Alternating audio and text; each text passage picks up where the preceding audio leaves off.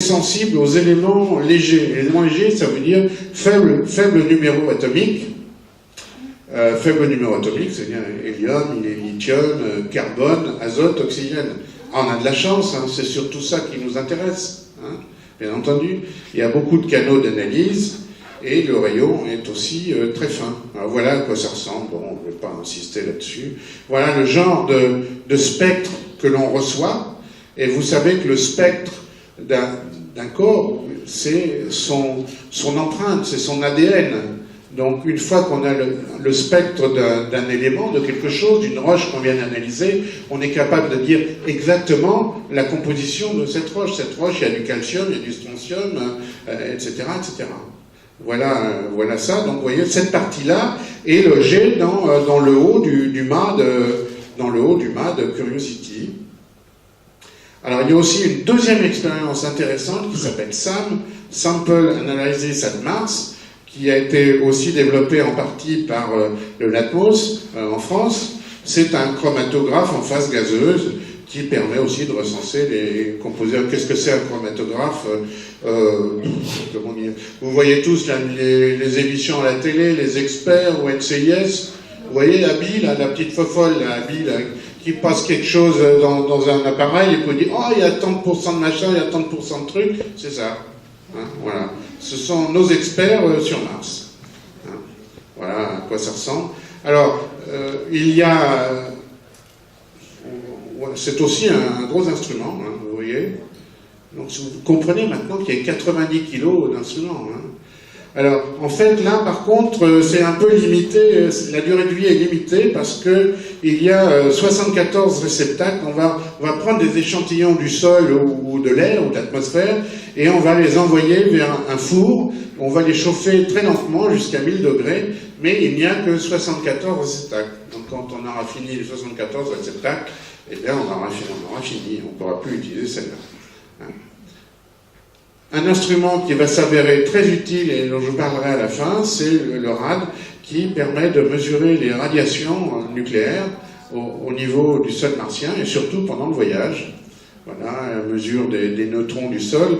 Alors vous savez que les neutrons, mesurer les neutrons, c'est mesurer H hydrogène, et mesurer H, c'est mesurer H2O principalement. Donc c'est en gros un détecteur dans le sol de la glace qui pourrait se situer sous le sol, hein, voilà, en subsurface. Voilà, il est situé là. On a déjà fait ce genre d'expérience d'altitude. Vous voyez, tout ce qui est en bleu, c'est là où on a détecté des neutrons, c'est-à-dire où on a détecté H, c'est-à-dire où il peut y avoir H2O. Hein, H2O sous forme de glace, hein, bien sûr. Le bras télémanipulateur comprend aussi une caméra pour voir de près. Je passe un peu. Alors, où on se pose? Il y a eu plus d'une centaine de sites proposés qui se sont rendus à 10, puis à 4. Et finalement, the winner is, comme on dit, voilà, c'est le cratère Gale. Le cratère Gale qui semble présenter le plus d'intérêt. Alors c'est pas ce que la France avait choisi. Hein, nos amis justement d'Orsay, qui s'occupe de la mission, avaient proposé un autre site qui semblait plus intéressant. Mais les Américains, ce sont des bons lobbyistes et ils ont réussi à imposer leur choix. Bon, on verra si c'était bien. Alors le cratère Gale, 150 km de diamètre, possède surtout un pic central de 5 km. Et on veut faire escalader à Curiosity, on veut le faire monter le plus haut possible.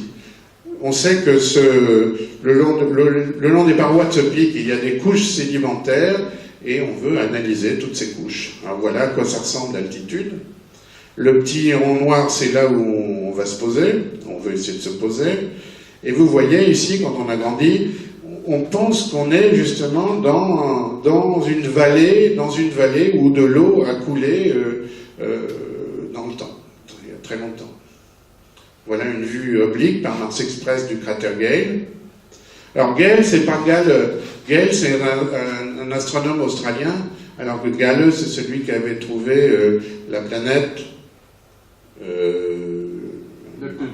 Neptune, voilà, sur les orbes de Lavoisier. Voilà. Mais il y a 2 ailes à Gale. Voilà aussi, voilà l'ellipse où on doit se poser. Donc vous comprenez maintenant pourquoi on doit se poser bien précisément, parce que si on se plante, si l'ellipse est trop grande, eh ben, la mission est détruite. Voilà les différentes topographies du terrain. Et le 6 août 2012, à 7h32 du matin, heure de Paris, touchdown confirmed, we are safe on Mars, comme ils disent, applaudissements. Curiosity se pose sur Mars. Voilà. La maman vient d'arriver. Voilà, oui. Alors ça, on l'avait vu, ça, ce qui s'est passé, et je vais vous montrer, alors justement, ben voilà. Alors, on a eu la chance, vous allez le voir tout à l'heure, à recevoir les images en direct du JPL. Alors vous voyez les images en direct du JPL, bien sûr ça c'est des animations, mais ils ont montré en même temps chaque séquence, à quelle séquence ça correspondait. Donc on pénètre l'atmosphère, et à chaque fois qu'on passe une séquence, comme je vous l'ai dit, il y a un petit bip qui arrive électronique, et à chaque fois, bon, je vais peut-être vous mettre le son. Hein.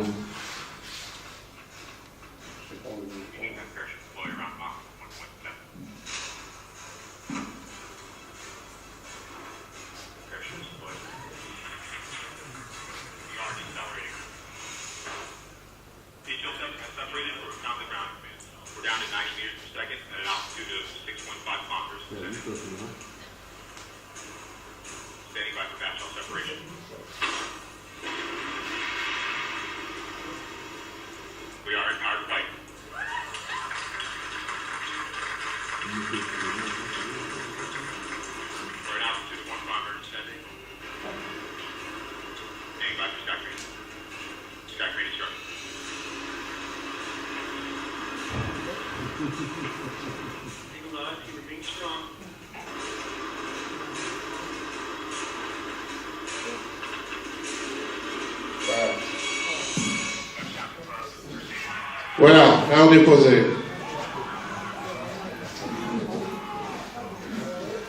Voilà. Alors nous, on a vécu ça en direct avec 500 personnes à peu près dans la région. Hein. On avait réussi à retransmettre ça.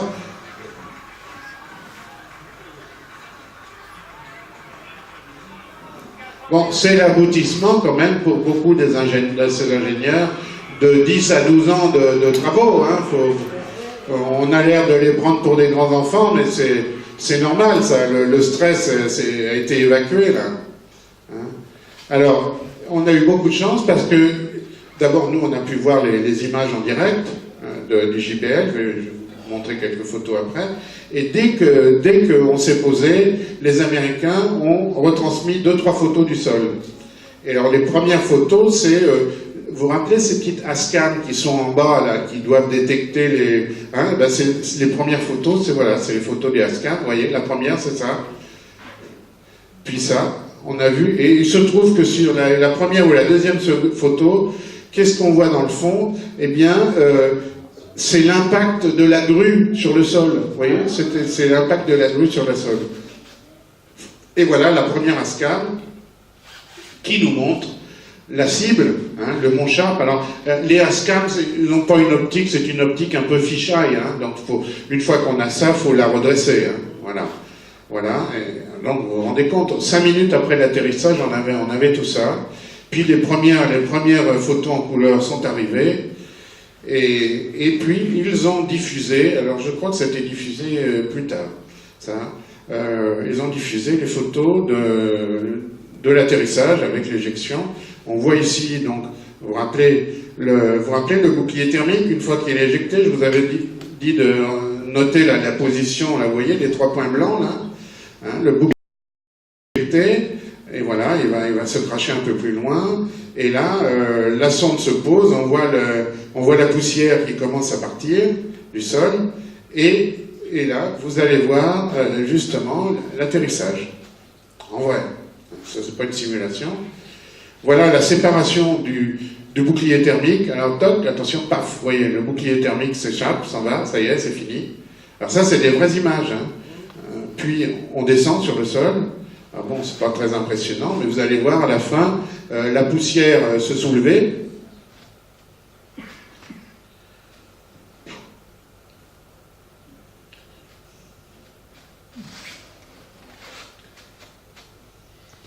Voilà, on approche du sol. Alors, voilà, c'est la poussière quand même des rétrofusées du Skytrain, il y en a quand même eu un peu. Et voilà, on est posé. Voilà, mais alors ce qui est assez extraordinaire, c'est qu'on a pu photographier aussi le déploiement du parachute.